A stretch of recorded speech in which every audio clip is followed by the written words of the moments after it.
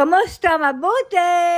For today's video. For today's video, ilalabas ako ng araw na yan para mag-grocery at inabutan na nga ako ng dilim bago makalabas. Nagkakape sinilos ng mga oras na yan at panay pa nga ang tawa at sayang-saya.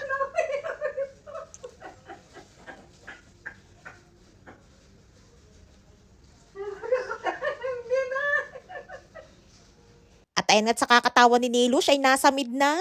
Lalabas na nga din ako niyan kaya naman nagready na din ako at nagdoble na nga ako ng jacket dahil umulan ng araw na yan. At dahil malamig sa labas ay nagsuot na din ako ng bonnet. At pati na rin nga ng medyas pero kapag hindi naman umuulan ay hindi na ako nagsusuot ng medyas kapag lumalabas. Minsan nga kapag may nakakasalubong ako ay tinatanong ako kung hindi ba daw ako nilalamig dahil hindi ako nakasuot ng medyas. Nung nasa Pinas nga ako ay napakalamigin ko at dahil may winter dito sa Israel ay nasanay na din ako kaya naman hindi na ako masyadong lamigin.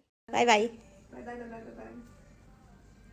Ay nga't paglabas ko ay bumungad sa akin ay ang aming kapitbahay na may pagkamarites na si Aling Esther. Ken. Od pa ma.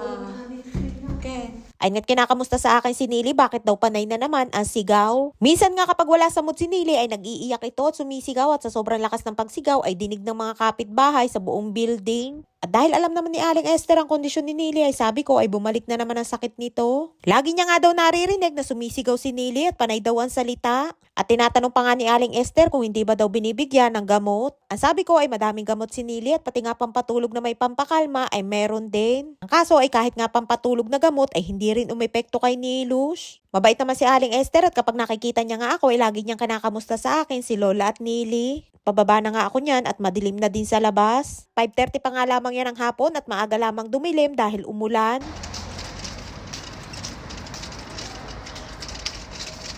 Bago ako mag-grocery ay una nga muna akong dumaan din sa bilihan ng tinapay. May pabili sa akin si Lola na sponge cake at makakain naman daw ng masarap-sarap. Araw-araw na nga lamang ay crackers at tinapay ang kanyang kinakain ka-partner ng kape. Nung hindi pa nga tumataas ang sugar ni Lola at Nili ay halos araw-araw ay meron kaming cake sa bahay. Kumuha na nga din ako niyang lagi kong binibili na lakman niya o parang monay sa atin sa Pinas. Dito sa Israel ang mga tao ay hindi naman maselan kaya naman pwedeng kamayin ang pagkuha ng tinapay. Nagtaas na nga din sila ng presyo ng sponge cake, yung dating 38 shekel ay ngayon ay 42 na. O nasa 650 pesos sa pera natin sa Pinas. Ay nga't pagkatapos kong bumili ng tinapay ay diretso grocery ni din ako at nagpabili pa nga si Lola ng chocolate dahil nung minsan ay nag-iiyak si Nili at naghahanap ng chocolate. At bago ako umuwi ay kailangan ko munang bumili ng tissue dahil tissue is life si Lola. At doon ako pupunta sa lagi kong binibilhan ng tissue. Medyo mas mura kasi doon kaya naman kapag bumibili ako ay maramihan na.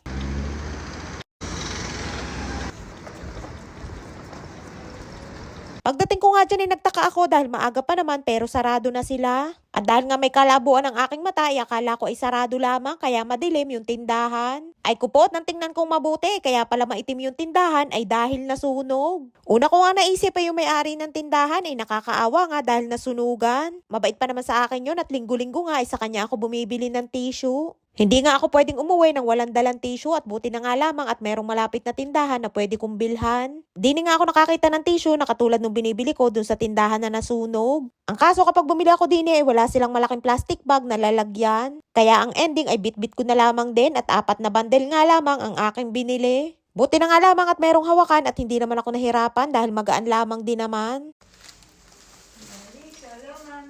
Shalom. Biseder. Biseder. Ay nga't pagdating ko ay tahimik lamang si Nilush at nang makita ko ay agad akong kinamusta. Ay siya hanggang dito lamang ating kwento for today's video. Maraming po salamat sa inyong suporta at laging panonood. Mag-ingat po kayo palagi. And please subscribe to my YouTube channel. Please follow and share. Salamat!